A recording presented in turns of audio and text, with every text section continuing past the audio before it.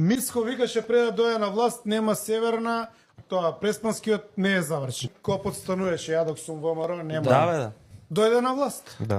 Дојде на власт. Ако се утепани без пушка македонците у Северна Македонија, диаспората важи за по-радикална, помалку спремна на компромиси, потврда, по-националистичка, веа 16 краки сонциња, по црквите, имаат организации и така натаму. Каде е македонската диаспора еден од нив да каже Мицко лаже? Што ќутат цела година? Што не му се соберат сите да му кажат, чекај бе, што не го вратиш името? Абе, врати го името барем на опера и балет. Еве, не го враќаш на државата, врати го на опера и балет. Крстија македонска опера и балет пак. Или македонски шуми. Кај е тој Крис Павловски да му каже, чекај бе, што не искочи да каже на Твитер, направена е неправда на македонците, треба да се врати името. Па нека не се врати. Зашто ќути македонската диаспора кога гледа вакви лаги?